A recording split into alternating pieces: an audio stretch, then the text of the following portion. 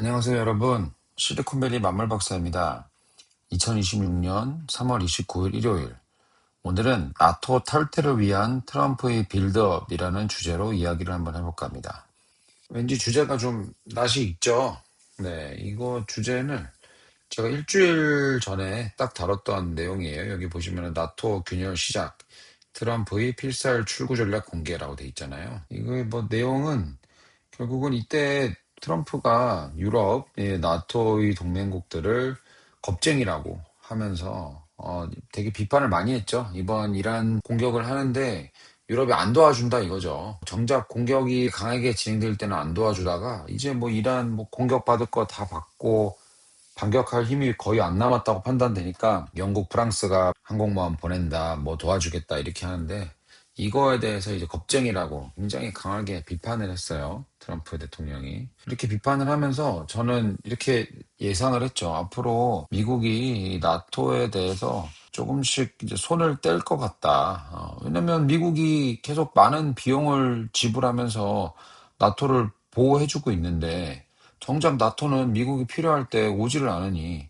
트럼프 입장에서는 이거 뭐 우리가 도와주면 뭐하냐, 우리가 정작 필요할 때 오지도 않는데 이런 생각이 드는 거죠. 그래서 트럼프가 이제 슬슬 나토에 대해서 거리를 둘 거다라고 제가 예상을 했었는데 아니나 다를까 미국 시간 금요일 플로리다 마이애미에서 퓨처 인베스트먼트 이니셔티브라고 해서 이제 미래 투자 이니셔티브라는 그런 포럼이 있었어요. 거기서 트럼프 대통령이 연설을 합니다. 1시간 한 20분 정도 돼요. 굉장히 길어요. 1시간 한 10분 정도 하고 나머지 10분 정도는 이제 질문을 받았는데 트럼프 이 연설을 좀 분석을 해봐야 되는 게 트럼프 대통령은 항상 연설할 때 대부분 자화자찬이에요. 뭐 아시죠? 내가 뭐 이렇게 해서 잘했고, 내가 얼마를 투자를 받았고, 내가 이렇게 해서 미국이 되게 위대해지고, 역대 이렇게 강했던 적은 없다. 난 또 중국의 시진핑 주석이랑도 잘 지낸다. 뭐 이런 얘기만 계속 하는데 그 와중에 굉장히 눈에 띄는 발언들이 몇 가지가 있었어요.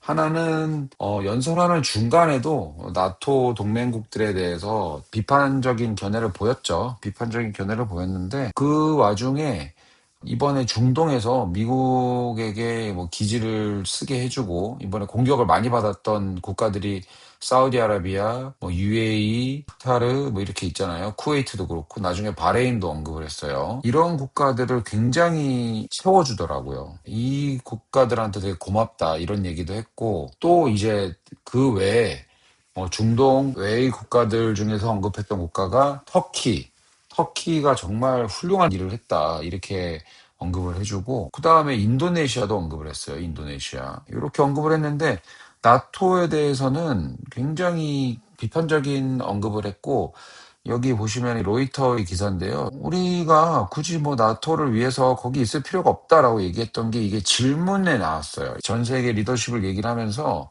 나토에 대해서 우린 뭐 있을 필요가 없다 이렇게 얘기를 했거든요. 중간에 그래서 얘기를 할 때 이거는 이거 브레이킹 스토리 아니냐, 이게 특종감이네 이렇게 얘기를 한 거죠. 그래서 그 전에 얘기한 게 이제 이거죠. 우리는 나토의 국가들을 위해서 항상 있었는데 지금은 아니다. 우리 이제 더 이상 그럴 필요가 없다. 이렇게 얘기를 한 거죠. 특종감이지? 이렇게 물어보면서 트럼프 마음속에 있는 생각을 그냥 거침없이 과감없이 얘기를 한 거예요. 트럼프는.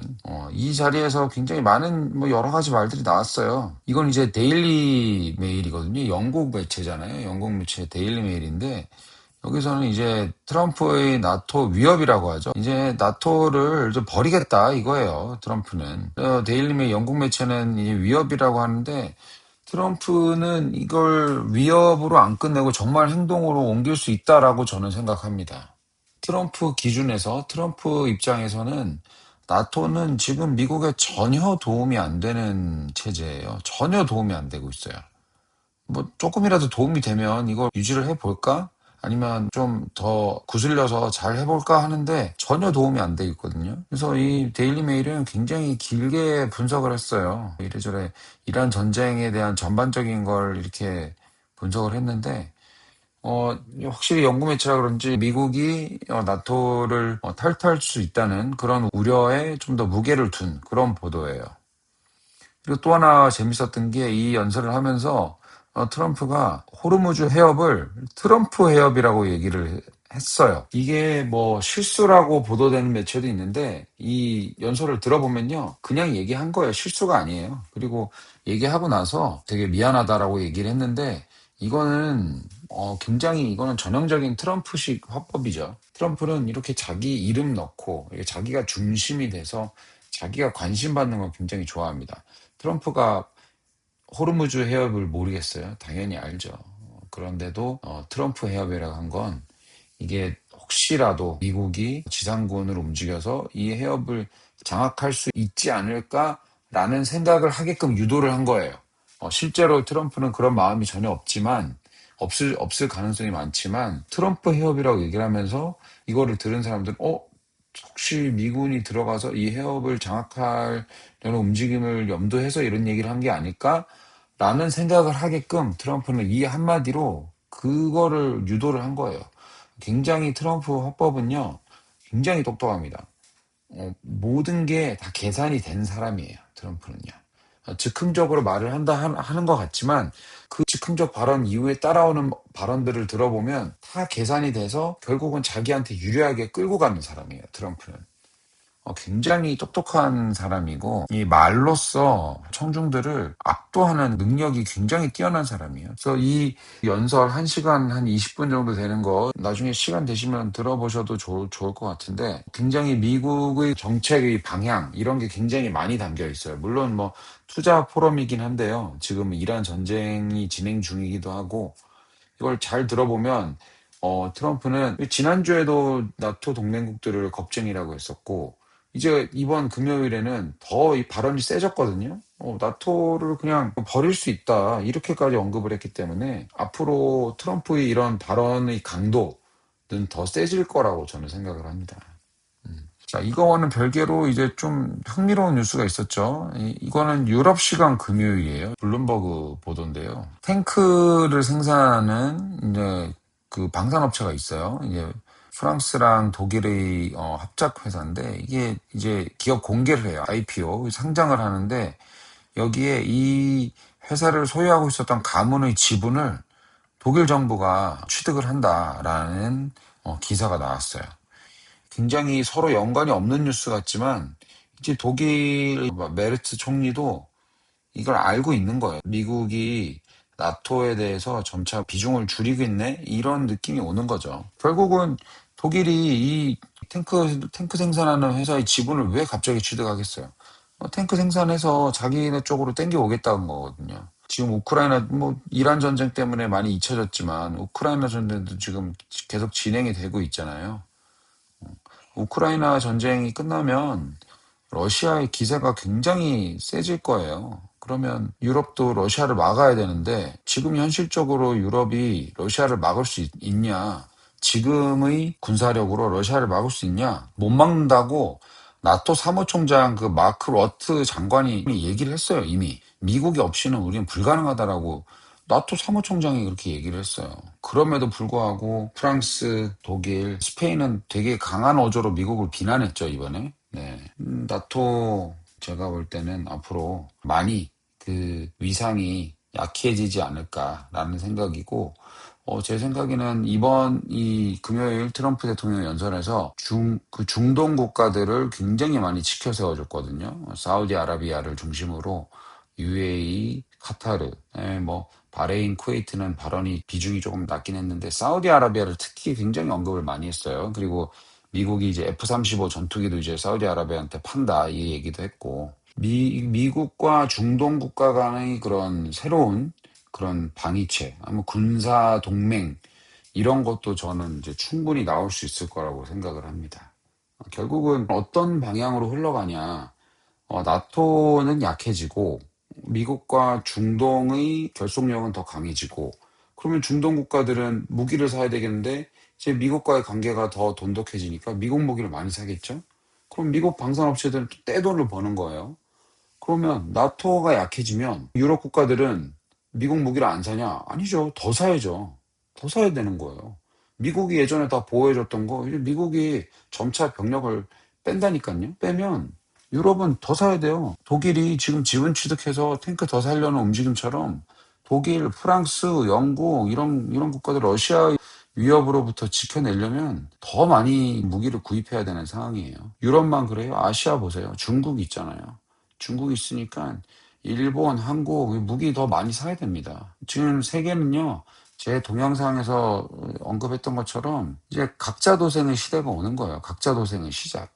각자 도생의 시작이에요. 그렇기 때문에 앞으로 인공지능 좋죠. 인공지능은 뭐 당연히 좋은데 방산도요. 굉장히 좋을 겁니다. 방위 산업체들이 주가 매출이 늘어나는 신호밖에 없어요. 줄어들 게 없어요.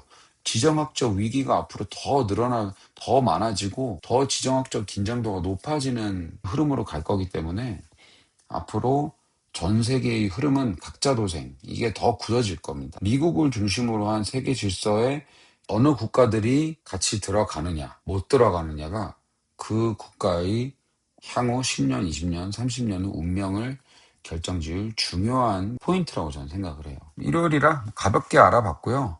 트럼프 대통령의 생각은 변한 게 아니라 오히려 더 굳어졌습니다. 나토 탈퇴 얘기 앞으로 계속할 것 같아요. 유럽은 이제 탄약, 미사일, 뭐 탱크, 전투기 다 사야 돼요. 지금 어쩔 수가 없어요. 이 GDP 2.5%까지 올리라 그랬잖아요. 이제 트럼프랑 국무장관, 뭐 루비오 국방부 장관, 헤그세스가 계속 2%에서 2.5%, 5%까지 올려라 얘기를 하는데 이거를 지키고 있는 국가가 나토에서 폴란드밖에 없어요. 그래서 트럼프 대통령은 폴란드 대통령 굉장히 좋아하잖아요. 굉장히 지켜 세워줍니다, 폴란드는. 그런데 지금 이 미국이 나토에서 손을 떼면 유럽도 어쩔 수 없어요. GDP의 2%, 3%, 4%까지 계속 올려야 돼요. 무기를 사서 러시아의 위협으로부터 스스로를 지키는 방법밖에 없습니다. 바야흐로 각자 도생의 시대가 더 가까이, 더 빨리 오고 있다. 저는 그렇게 판단을 합니다. 방산업체들 눈여겨봐야 될 것 같고 한국의 업체들도 중동에서 이번에 좀 활약을 많이 했죠. 그리고 이번에 또 KF-21 전투기 이것도 지금 UAE랑 되고 있는 것 같은데 F-35는 전략 자산이기 때문에 미국이 쉽게 판매 허가를 해주는 자산이 아니에요. 그렇기 때문에 꽁 대신 닭이죠. 아니면 KF-21이라도 사야죠. KF-21 성능이 F-35보다는 떨어지지만 그렇게 많이 떨어지는 것 같지가 않아서 평가가 좋잖아요. 대한민국 방산업체들 앞으로 돈 많이 벌 것 같습니다. 지금 세계의 흐름이 그런 흐름으로 가고 있어요. 오늘은 여기까지 하도록 하겠습니다. 오늘 마치면서 보여줄 사진은 제가 작년에 뉴욕에 갔을 때 찍은 건데 미국 뉴욕에 사람들은 펜슬 빌딩이라고 하더라고요. 연필. 이게 되게 좁은 땅덩어리에 엄청나게 높이 올린 센트럴 파크 남쪽에 이런 펜슬 빌딩이 쭉 있는 거리가 있어요. 그걸 이제 빌리어네어스 로우라고 해요. 그 억만장자들의 거리라고 하는 거죠. 이런 연필처럼 생긴 빌딩이 되게 많아서 놀랐어요. 제가 뉴욕을 거의 한 10년, 15년 전에 가보고 작년에 갔었는데 그때는 이런 펜스 빌딩들이 없었거든요. 근데 이런 빌딩들이 굉장히 많이 생겨서 뉴욕의 스카이라인이 많이 바뀌어 있더라고요. 미국은 계속 발전하는 국가라고 저는 생각을 합니다. 오늘은 여기까지 하겠습니다. 지금까지 시청해주셔서 감사합니다. 실리콘밸리 만물박사였습니다.